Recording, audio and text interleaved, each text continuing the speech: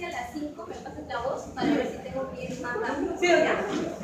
Ok, entonces vamos a ver dos clases. Vamos a empezar con la clase de COVID-19, que estoy segura que es una clase que probablemente...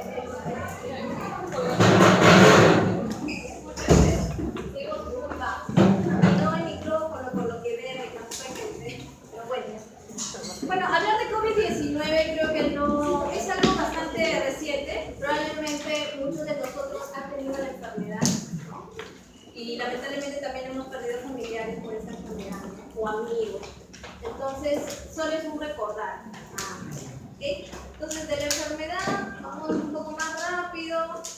Entendamos que es un virus, ¿no? Como ya lo conocemos, que pertenece dentro de la familia de los Coronaviridae, que su nombre lo debe a cómo es su morfología, ¿no? Cómo es su membrana externa, que tiene esas espículas o spikes en forma de corona, y que es importante cuando hablemos de la fisiopatología, ¿okay?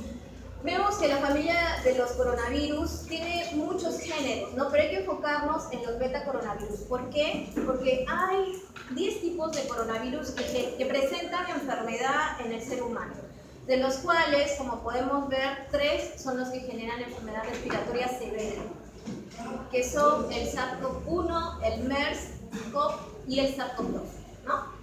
Ellos tienen la capacidad de además presentar alguna clínica respiratoria desde asintomáticos leve hasta síndrome de distrés respiratorio leve. ¿Okay? Bueno, eso es lo que ya lo había mencionado, ¿no? Es un tipo de virus RNA combinante y es importante recordar la proteína spike, ¿no? Puede permanecer mucho tiempo en zonas inanimadas, ¿no? Las etiologías de este virus a lo largo de la pandemia hemos visto que ha cruzado con muchas variantes, ¿no? Sin embargo, la Organización Mundial de la Salud ha tenido que clasificar estas variantes porque el comportamiento de las mismas ha sido distinta, ¿no? Entonces, ellos optan por una clasificación como, por ejemplo, las variantes de preocupación. ¿Y por qué se define una variante de preocupación cuando hablamos de un SARS-CoV? Que tiene que cumplir 2 características.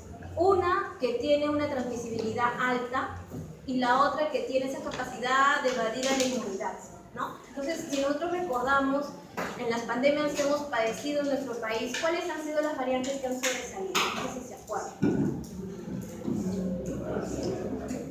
La Delta, la última, ¿se acuerdan cuál ha sido? ¿No?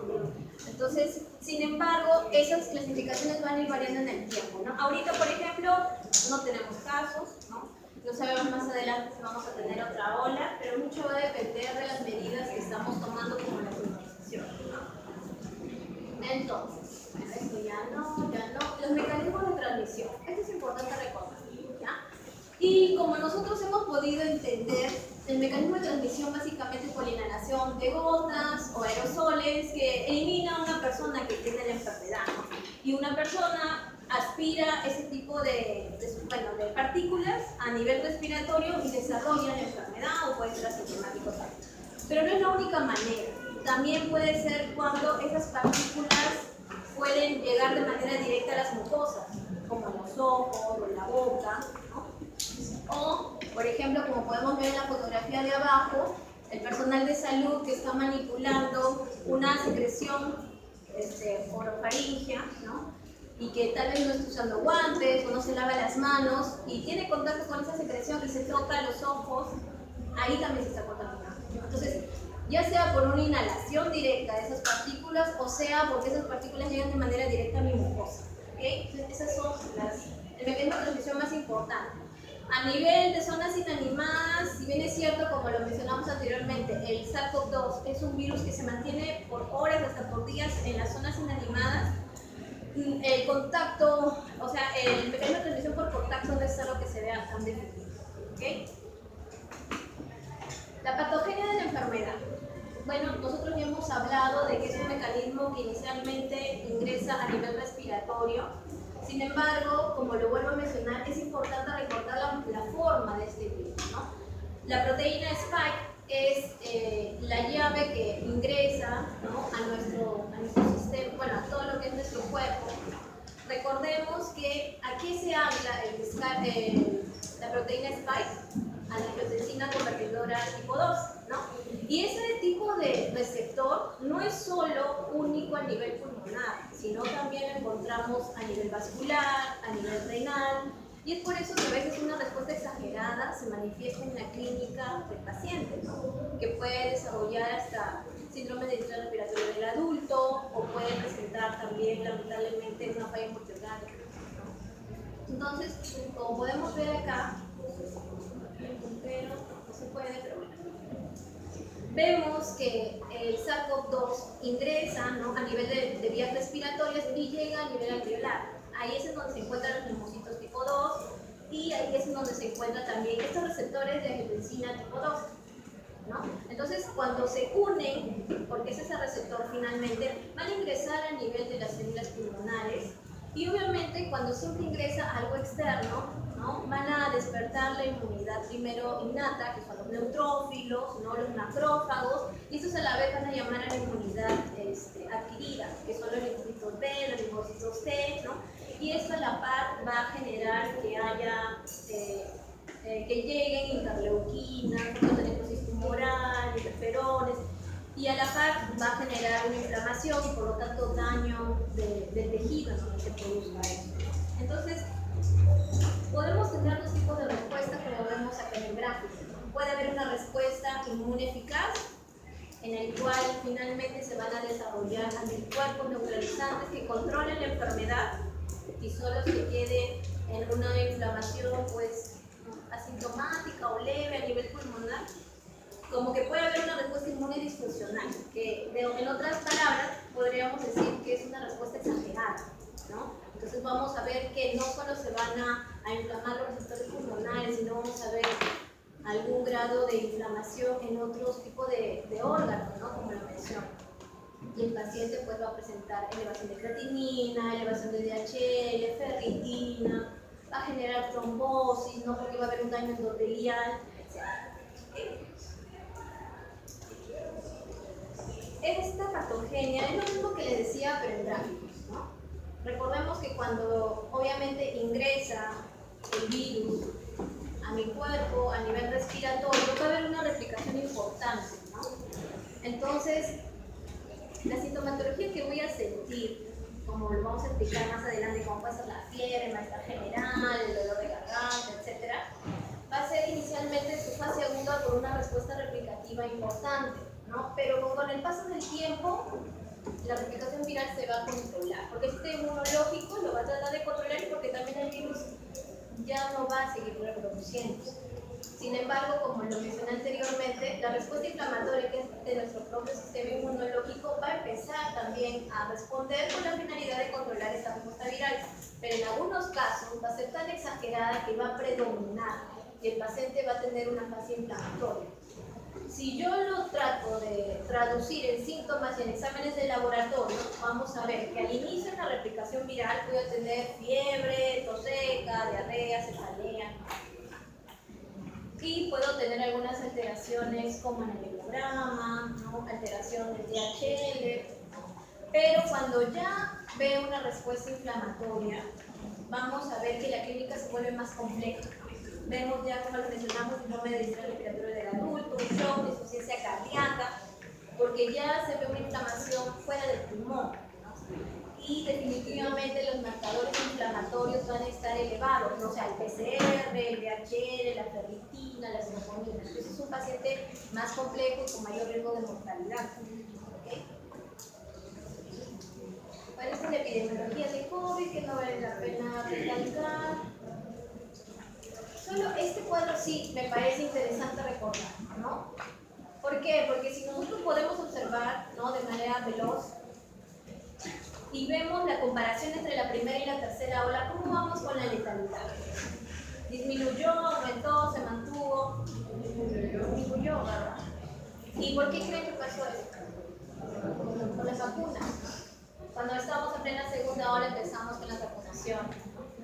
Y ya con la tercera, pues hemos tenido una población más vacunada. Si bien es cierto, todavía no estamos con un nivel de cobertura al 100%, pero ya tenemos una herramienta para sobrevivir, ¿no? Pero algo que no varió como lo vemos aquí en asteriscos, es que siempre los adultos mayores son los que han tenido el grupo etario que lamentablemente murió más. Y por eso se entiende por qué fueron los primeros en vacunarse, además del personal de salud. La clínica del SARS-CoV-2, como lo decía al inicio, es variable, ¿no? Podemos presentar desde sintomáticos, respiratorios leves, hasta pacientes severos que generen un síndrome de debilidad respiratoria, ¿no? La gran mayoría fueron asintomáticos, pero también hemos podido ver durante las olas que ha habido cierta sintomatología que predominó, ¿no? Por ejemplo, en la primera ola, ¿se acuerdan que era la clínica que predominaban los pacientes? Ya, ¿qué más? ¿Qué más? Las alteraciones en el sentido, ¿no? Era un poco raro que los pacientes nos decían, no siento el sabor de la sal. Sí, no sentía. Me pongo una cucharada de sal, una cucharada de azúcar. Ni limón Y sentía. Y eso es algo muy particular de No sentían el sabor. Exacto. Han perdido perdían la sensibilidad del olfato y del gusto. Entonces eso nos ayudaba a diferenciarlo, ¿no? Porque un paciente que viene con fiebre, malestar general, puede ser muchas cosas, ¿no? Pero cuando nos decía que ya perdí el gusto, el olfato, decía, bueno, esto es COVID, ¿no? Con el tema del Delta, ¿se acuerdan que era lo distinto, lo nuevo que apareció? ¿Se acuerdan? Las diarreas, los dolores abdominales, ¿ya? Incluso me acuerdo que habían pacientes que los operaban pensando que era apendicitis y finalmente era COVID. ¿Okay? Y con el último, el Omicron, que era lo más frecuente. Dolor de garganta. Tipo asma. Una consulta, pero ¿por qué cómo los pacientes entraban a la sala? O sea, normalmente no tienen que sacarle prueba de COVID antes de entrar a la sala de los pacientes. A veces ha habido momentos que no teníamos pruebas en el hospital. Y bueno, el dolor era tan agudo y el paciente pues estaba muy quejumbroso, entonces los cirujanos decían, no, esto es una apendicitis inandada. Y lo abrían y era un abdomen blanco, pero no había nada. Pero una apendicitis sin exámenes de imágenes. Como te digo, ha habido casos. Ha habido casos, ¿no? Pero recuerden el transcurso, ¿no? Entonces, es importante recordar también la clasificación. ¿Por qué? Porque esto me va a ayudar a tomar una decisión con referente a mi tratamiento, ¿no? Porque tengo que definir, este paciente se va a casa, es un paciente que tengo que mantener en observación, es un paciente que se hospitaliza, lo mantengo en observación o incluso a uso, ¿no? Entonces hay que entender cuáles son mis signos de alarma para yo saber cómo orientar al paciente, ¿no? Entonces, recordemos, los asintomáticos son pacientes que tienen una prueba positiva, ya sea PCR de antígeno, ¿ya? Un caso leve es un paciente que puede tener ciertos síntomas, pero no va a tener hipoxia y por lo tanto va a tener una saturación mayor o igual a 95 a nivel del mar. Eso es algo importante también que tienen que entender, que la saturación no es la misma a nivel del mar, como que estoy a 3.000 metros o estoy a 4.000 metros, entonces no es igual un paciente que esté en Pasco, no es igual un paciente que esté en Cusco o un paciente que esté en Lima. Entonces eso también entiendan, ¿no? Un caso moderado es cuando ya vemos a un paciente con cierta clínica respiratoria. Entonces ya vemos la frecuencia respiratoria más de 22, ¿no? Que hay cierta dificultad para hablar, ¿no? Que hay un compromiso radiológico y que ya la saturación empieza a bajar a menos igual al 94% a nivel del mar, ¿ya? En caso grave, un paciente que tiene una dificultad respiratoria marcada, o sea, usa músculos accesorios, la saturación empieza a bajar a menos de 90, y el caso crítico definitivamente es un paciente que tiene un síndrome de nivel respiratorio de la última. O sea, ahí ya entra helada, entra pues los marcadores inflamatorios, ¿no? Que se ve un daño de órgano blanco, como aumento de creatinina, elevación de transaminases, etc. ¿Okay? Entonces es importante recordar eso. Esto es lo que les decía, no va a ser pregunta de examen por si acaso, tampoco es que se la aprendan de memoria, pero al menos, como les digo, entiendan porque nuestro país es un país de altitudes, no todos estamos a nivel del mar, entonces no es lo mismo saturar un paciente o decir una hipoxia en Pasco o decir una hipoxia en Lima, y esta tabla es útil para eso, ¿ok?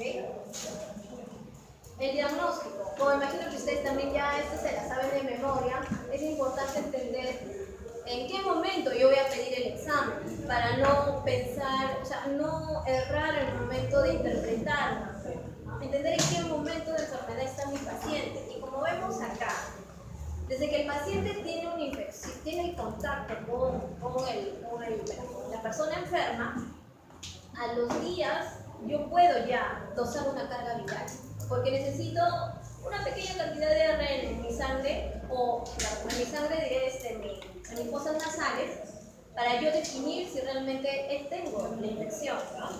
En cambio, para yo tomar la prueba de antígenos, como se ve acá en la diapositiva, tengo que tener síntomas. O sea, tengo que tener un nivel de carga viral considerable que me genere los síntomas que les mencioné anteriormente, ¿no? La fiebre, la malestar general, la tos, etc. Entonces, esta es la gran diferencia entre estas dos pruebas. Lo puedo tomar en fase aguda, pero recuerden que la carga viral lo puedo tomar en pacientes asintomáticos, o sea, que estén aún en un periodo de incubación, pero el antígeno no. El antígeno lo tengo que tomar en pacientes que estén con síntomas y también en un periodo agudo, ¿ok? Las pruebas de anticuerpo, la verdad, no son útiles para las fases agudas de la enfermedad. Actualmente, ¿qué podremos usar? Si quisiéramos hacer una prueba de campo y ver cuántos estamos infectados, ¿no? Pero en la práctica clínica ya no nos sirve, ¿no? Porque acá, como vemos en este gráfico, a partir de las 2 semanas recién empiezan el IgM. Y como ustedes han visto, un paciente con COVID a las 2 semanas o ya se define cómo va su evolución, o se nota que va a ser un paciente que va a ser un síntoma leve o que ya se está yendo a un síndrome inflamatorio, ¿no? Entonces, a esas alturas no me sirve saber si es COVID, ¿no? Entonces, las pruebas de anticuerpos que demoran 2 semanas no me ayudan para un diagnóstico temprano, pero sí las de carga viral y antígeno. Pero recuerden cuál es la diferencia, en qué momento yo debo tomar, ¿okay? El diagnóstico, además de las pruebas específicas para el microorganismo, también recordemos que tenemos otros tipos de estudios, como las imágenes, ¿no? Si yo tengo una neumonía, la radiografía me va a ser muy útil, ¿no? Sin embargo, las tomografías nos van a dar pues lesiones mucho más precisas. No, sin embargo, no hay que despreciar la tomografía porque a veces es lo único con lo que contamos. Entonces, ¿cuál es la diferencia? ¿Qué es lo que hemos visto en los estudios observacionales? Todos los expertos que han manejado pues miles y miles de casos, que la distribución es un patrón que puede ser intersticial, que generalmente se localiza más en bases y forma periférica, ¿no? También podemos tener algunos patrones alveolares. Y eso es algo que se nota mucho más en las tomografías, ¿no? Como podemos ver acá, ¿no? Patrones en vidrio esmerilado, en parches, ¿no? Eso. ¿Okay? Con referente al tratamiento, como lo vuelvo a decir, es importante clasificar a mi paciente para ver qué voy a hacer con él, ¿no? Lo mando a casa, se queda hospitalizado, etc., ¿no? Entonces, para eso es importante recordar los signos de alarma que les estoy poniendo acá abajo. Incluso la norma técnica de nuestro país aconsejó usar un score, que es el score CAL, porque a veces en los hospitales estamos tan saturados que teníamos que ver si era un paciente que no podía estar en casa, pero que podía estar en un centro de observación, como eran las villas panamericanas, ¿no? Entonces, con este tipo de score nosotros decidíamos eso. Este es el score que les mencionaba. Y bueno, con el tratamiento. Recordemos que el tratamiento puede ser ambulatorio u hospitalario, ¿no? Dependiendo de la gravedad del paciente. Si es ambulatorio, pues recordemos sintomáticos, hidratación, reposo, aislamiento y manifestación de signos de alarma. Acá en ningún momento dice ni ivermectina ni acitromicina, ¿ok? Y tampoco dice uso de corticoides, ¿ya? Es algo muy grave. Muchos pacientes venían en fases respiratorias porque previamente empezaron a usar corticoides, ¿ya? Y cuando uno veía la receta era una barbaridad. Le ponían meropenicilina, Doctora, ¿y por qué muchos doctores en esa etapa del COVID, más que nada en el inicio, cuando estábamos encerrados, sí recetaban ivermectina o lo que son antibióticos? También veía cuando... Y luego lo desecharon. Porque por eso existen los estudios clínicos. Primero empezamos con estudios observacionales, después empezamos con estudios de casos y controles. Entonces, los primeros estudios arrojaban que con ivermectina se había, pero eso fue un estudio in vitro. Cuando nosotros lo trasladamos a in vivo, nos dimos cuenta que la gente no es que mejoraba su mortalidad. Por eso ahora ya sabemos, porque miren, en estos 2 años que hemos con esta pandemia, ha habido, gracias a Dios, gente que además que estuvo teniendo pandemia, estudió mucho. y pudieron sacar estudios observacionales, caso control, y se dieron cuenta qué es lo que funcionaba y qué no. Al inicio todos estábamos asustados, porque no sabíamos cómo manejar. Era algo nuevo para nosotros.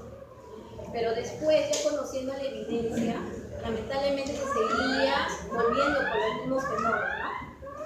Entonces, ¿qué pasa? Una consulta, pero si ya existía previamente ¿Qué es eso? uno, la clínica de tratamiento no tuvo que haber sido similar. ¿Qué fue eso? Es que para el saco 1 Un cuy. no hay un tratamiento No, como un cuy, creo. preciso.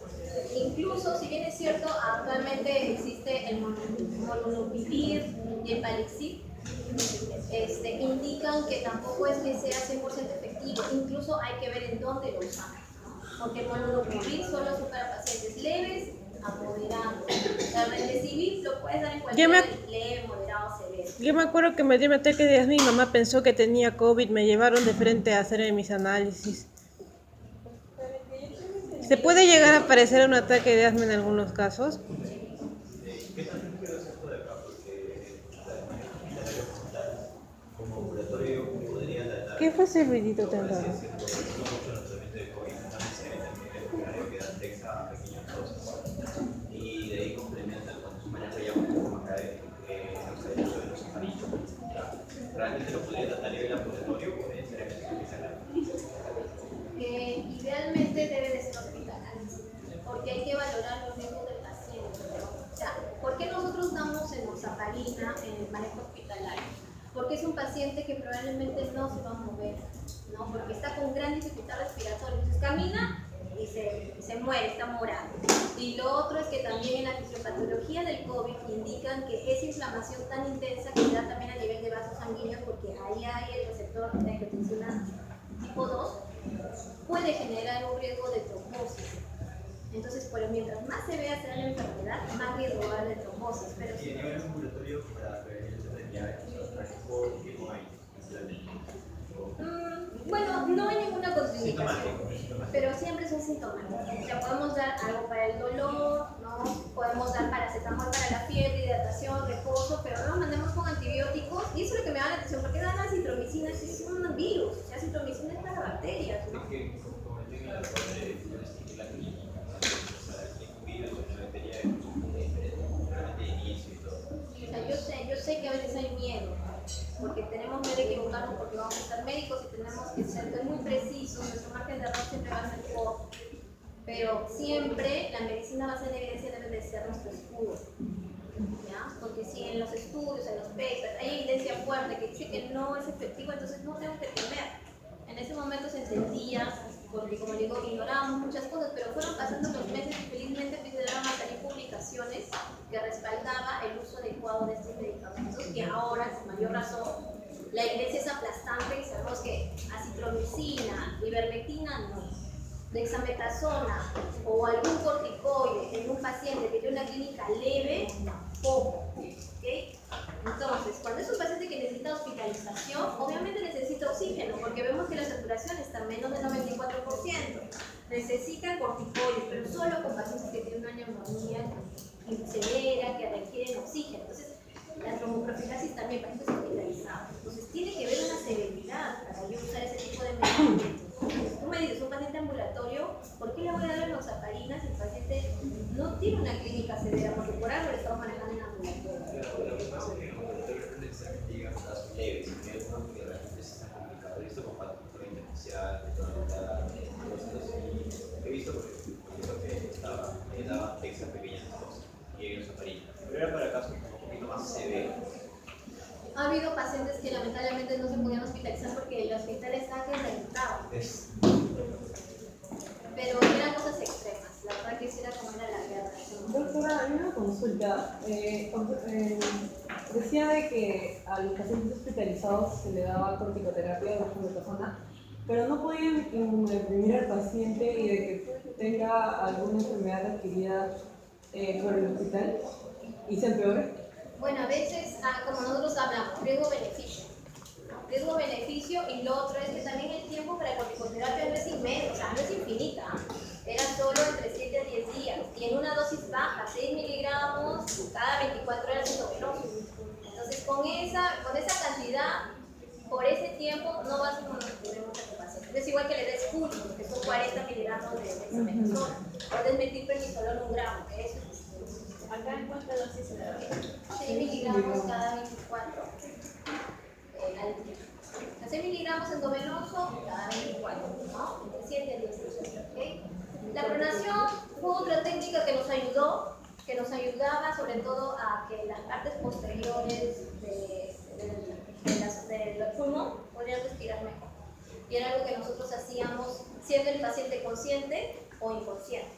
Nosotros lo hacíamos en áreas de hospitalización y el paciente sentía que podía respirar un poco mejor. La posición es un poco incómoda, pero ayudaba.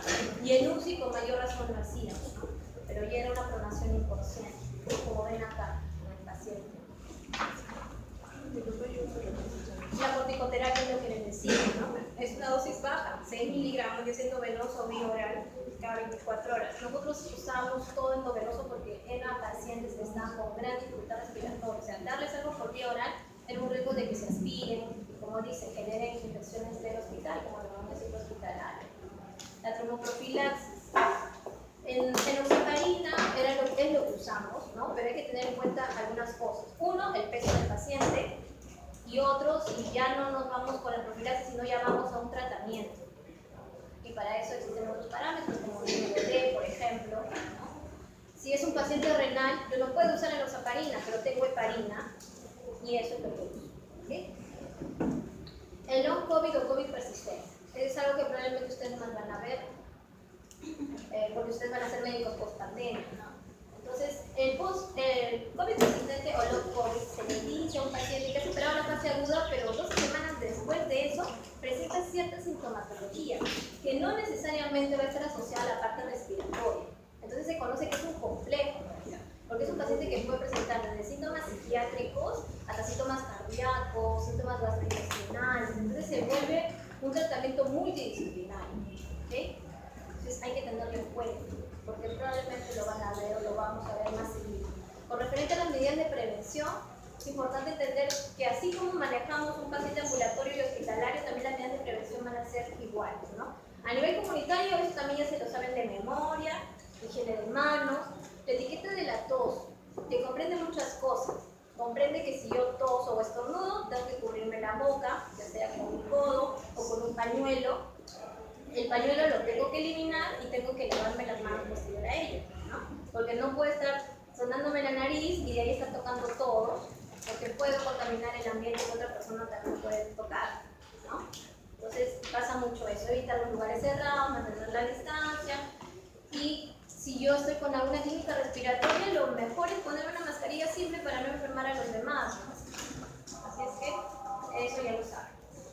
Bueno, y la vacunación, ¿no? Que no me voy a cansar de repetir, y ustedes lo han visto en vivo, qué efectivo son las vacunas, ¿no? ¿Cuánto nos pueden salvar? Pero hay gente que aún no cree en eso. Pero es legal o innegable, o sea, es algo que lo hemos vivido. Mucha gente se ha salvado por las vacunas, ¿no? Y se siguen sacando, y no solo por el COVID, sino para todas las enfermedades inmunoprevenibles que probablemente están desapareciendo, ¿no? Como por ejemplo viruela, ustedes no la han visto, ni yo tampoco, ¿no? La polio, hace años que no tenemos casos, hasta hace poco que en Loreto está apareciendo un caso de polio en un niño, que es porque no estaba inmunizado, y así muchas infecciones, ¿ok? En el hospital, la higiene de manos, pero recuerden en los 5 momentos, ahora que usted está rotando en el hospital. No se olviden, antes de examinar al paciente, después de examinar al paciente, después de salir del entorno del paciente. No, doctora, que yo no examiné al paciente. Ok, pero tocaste su cama, tocaste su historia, entonces tienes que higienizarte las manos, ya sea con agua y jabón o con alcohol, ¿ok? Esto es el uso adecuado de los EPP, porque también ustedes recordarán en la televisión, habrán visto pues cómo nos disfrazamos, ¿no? Nos poníamos el mameluco, que los lentes, que la mascarilla, que el cafán, no era un show. Pero actualmente ya sabemos que tenemos que valorar el riesgo para yo usar los equipos de protección personal, ¿ya? Entonces, chequen ese caso. Entonces, vámonos a esto, ¿ya?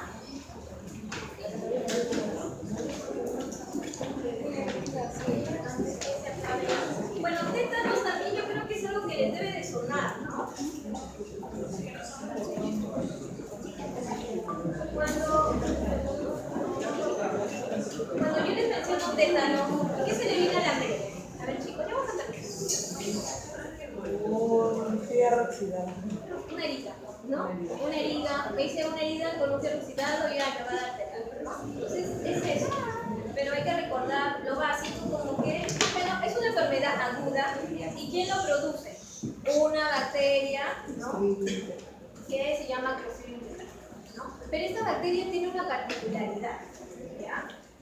Y la particularidad de este bacilo no encapsulado, anaerobio, gram positivo, es que tiene dos formas.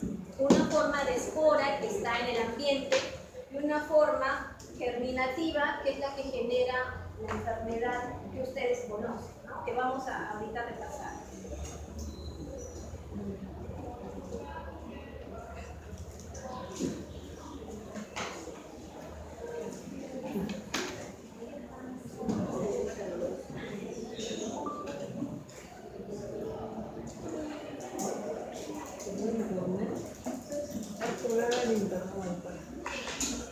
¿Qué es el internet? Sí, parece, porque Entonces, ¿en dónde creen que se encuentra esta bacteria? En el óxido de oro. En el ambiente, ¿no? Pero, ¿quiénes son los reservorios? ¿Cómo es que llega al ambiente? los humanos y los humanos. Porque se encuentra en el intestino de mamíferos, sobre todo los que son herbívoros, por ejemplo la vaca, las ovejas, ¿no? Los caballos. Entonces, a nivel de sus deposiciones, eliminan, ¿no? Heces con esta bacteria que contaminan el ambiente, ¿no? Entonces, yo por ahí voy caminando con mi sandalia y piso no sé, pues, un clavo que está cerca a heces, pues, ¿no? De animales que pasan, ¿verdad? Y pues me contagio, ¿no? Entonces, la forma de esporas, que es la que está en el medio ambiente, que es esta que parece como una raquetita o como un alfiler, ¿no? Es la forma ambiental. Pero cuando esta espora ingresa por mi piel, que está pues obviamente dañada, se va a transformar en esta otra forma, que es la forma vegetativa. Y esta forma vegetativa es la que va a generar la eliminación de unas toxinas, que es la tetanoespasmina y la tetanolicina, ¿ok? Y ellas, sobre todo la tetanoespasmina, es la que va a generar toda la patología, la patogenia de este tipo de microorganismos, ¿ok? ¿Cuál es el periodo de incubación? De 3 a 21 días, algunos refieren con un periodo de 3 días. Y es lo que los mencionaba, ¿no? Tienen que ingresar las esporas por una solución de continuidad, ¿no? Y este tipo de microorganismos en situaciones anaerobias, ¿no? ¿Y qué es lo que va a generar esta situación anaerobia en la piel, ¿no? Porque va a ser una piel contaminada, que haya necrosis, entonces todo eso va a favorecer que ese tipo de microorganismo va a liberar enzimas, como ya les dije, la tetanoespasmina y la tetanolicina. Pero de las dos, la tetanoespasmina es la que va a generar, es la responsable de toda la clínica de este tipo de microorganismos. ¿Y cuál es la clínica de este tipo de microorganismos? Pues básicamente es neurológico, ¿no? Entonces, primero recordemos qué es lo normal para entender qué es lo anormal, ¿no? Entonces, ¿qué pasa? A nivel cerebral nosotros tenemos pues, nuestra motoneurona, ¿no? Que va a eliminar sustancias que van a excitar el músculo, ¿no? Como la GABA, por ejemplo, y van a eliminar ese tipo de sustancias a nivel de la placa mioneural y le va a decir contrario, ¿no? Por ejemplo, yo quiero caminar, mi cerebro dice quiero caminar, ¿ok? Entonces le va a mandar esas enzimas, bueno, esos receptores de excitación como GABA y glicina, y van a llegar a mi músculo y van a decir contrae para que yo genere movimiento, ¿no? Pero como todo en nuestro cuerpo hay un balance. Cuando yo ya contraigo mucho, va a llegar un momento en que mi cuerpo va a decir ya no te contraigas, ¿no? Entonces van a salir otras sustancias que van a evitar, que exista esa contracción nuevamente, ¿no? Pero ¿qué pasa cuando nos da el tétano? Acá, como podemos ver en el gráfico de abajo, vamos a tener una herida, ¿no? Entonces va a ingresar, como podemos ver acá, este tipo de tétano en forma de esporas, pero cuando ingresan a mi cuerpo ya se van a convertir en forma germinativa, ¿no? Y por la sangre van a llegar a mi placa mioneural, ¿no? Entonces, van a eliminar este tipo de toxinas que hemos dicho que es la tetanosplasmina y va a llegar a nivel de la parte final de esta sinapsis, ¿no? Y de manera retrógrada va a llegar a nivel de mismo por neurona y va a evitar que esta GABA y glicina se liberen, ¿no?, en mi vesícula presináptica y se termine de contraer el músculo. ¿Okay? Entonces, el problema es ese. O sea, va a haber una sobreexcitación del músculo. ¿Okay? Entonces, ¿cómo se va a traducir en eso? Básicamente en dos comportamientos a nivel neurológico. Uno, que el paciente va a tener contracturas que a veces van a ser dolorosas, a veces no. Eso va a depender también de qué tanta sea la carga que pueda tener. Y lo otro también que puede tener alteraciones como disautonomías. O sea, puedo tener hipotensión, hipertensión, puedo tener bradicardia, taquicardia, ¿no? Entonces, estas toxinas que produce el tétano básicamente van a generar esas dos químicas, ¿no? La contracción muscular y la alteración a nivel del sistema nervioso autónomo. O sea, el paciente va a tener disautonomía. ¿Okay? Entonces, ¿de qué va a depender la clínica del paciente? Uno, de la gran cantidad de tetanosplasmina que libere este microorganismo. ¿Y de qué va a depender eso? De cómo sea la herida, ¿no? Si tengo una herida necrótica, tengo una herida que esté sucia, ese es un ambiente ideal para que este tipo de bacterias se reproduzca y por lo tanto elimine más enzimas, este tipo de sustancias que generen esa alteración a nivel de estos receptores. ¿Okay? Entonces, si en cambio yo tengo una pequeña lesión, ¿no? Tal vez no hay una gran infección, no va a haber una enfermedad tan sistémica o la clínica va a ser menos intensa. Y esto es lo que más o menos, este es un resumen de lo que les he dicho. Por ejemplo, como les digo, va a depender de muchas cosas. Uno también es del periodo de incubación. Al inicio que dije, que el periodo de incubación era de 3 a 21 días, ¿ok? Pero a veces el periodo de incubación puede ser más corto, ¿no? Y mientras más corto sea, el paciente va a presentar una clínica más generalizada. Por ejemplo, si yo tengo, de una forma clínica subaguda, tengo un paciente que el periodo de incubación es de 12 a más días, entonces vemos que las contracturas a veces no se van a evidenciar, ¿no? Pero si yo tengo un paciente que el periodo de incubación es de 1 a 5 días, ¿qué quiere decir? Que desde que yo tengo el accidente, a los 5 días, yo ya empiezo a presentar cierta sintomatología, entonces el paciente va a tener contracturas más intensas, ¿no? Por ejemplo, intensidad 2/3. Aparición espontánea o provocada y la frecuencia va a ser alta. Entonces, las contracturas de tétanos pueden ser dolorosas, pueden ser provocadas y se pueden provocar por cosas tan significantes como, por ejemplo, el ruido, la luz intensa. Esos estímulos pueden generar que la contractura del paciente sea muy intensa y hasta pueden generar fracturas, ¿no? Dependiendo de la extensión de los músculos. Entonces, esto es lo mismo que les estaba mencionando. Recuerden que las contracturas se van a denominar según los grupos musculares que afecten, ¿no? Cuando es a nivel de maceteros es el trismus, cuando es a nivel de los músculos de la espalda y lumbar se llama opistótono, porque el paciente, como se va a ver acá, se curva, ¿no? Por la contractura que hay en esa zona. Obviamente son contracturas dolorosas y hasta pueden generar fracturas. Entonces, la rigidez de esos músculos es algo que clínicamente nos tiene que llamar la atención, ¿no? Y si eso se acompaña el antecedente de que yo he tenido alguna herida en la piel, entonces con mayor razón tengo que pensar en tétanos, ¿no? Porque finalmente el tétanos es un diagnóstico clínico, ¿no? No es como las otras enfermedades infecciosas que los vamos a repasar a lo largo de la semana, en los cuales yo necesito un método diagnóstico de aislamiento, microbiológico, PCR, etc. El tétano es clínico, entonces hay que recordar todo eso, ¿okay? Esto es lo mismo que les decía, los grados de intensidad que puede tener esta enfermedad. Y lo mismo, ¿no? Mucho depende del tiempo de progresión de la enfermedad, ¿no? Entonces podemos ver que la clínica es diversa. porque los músculos del cuerpo no solo son los externos, recuerden que también hay músculos en el esófago, entonces el paciente va a presentar disfagia, ¿no? Puede presentar también crisis de apnea, porque los músculos que están acá entre las costillas, pues no van a permitir respirar bien porque se contraen, entonces el paciente no va a poder amplexar bien, ¿no? Entonces en algún momento vamos a tener que intubar a ese paciente porque no va a poder respirar por sí solo. Entonces todo esto convierte a un paciente con tétanos de difícil manejo y de alta mortalidad. Pero lo más triste es que es una enfermedad que es inmunoprevenible y que lamentablemente aún tenemos algunos casos.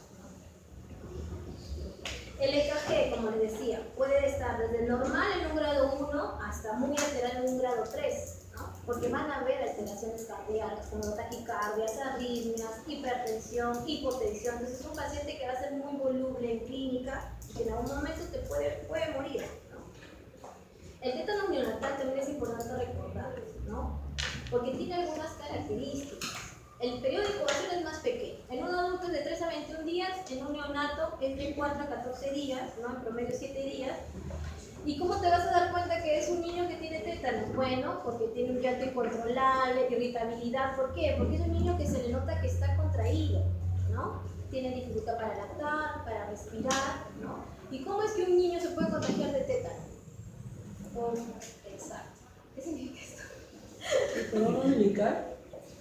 Porque ustedes saben que hay partos que son comunitarios, no llegan al hospital, hay comunidades que son muy lejanas, entonces ahí pues la señora o el señor que es el más mayor de la comunidad se encarga de los partos, entonces coge un cuchillo y no sabemos si ese cuchillo está limpio, está bien esterilizado y eso genera riesgo de tétano neonatal. Entonces, qué importante es todo eso, ¿no?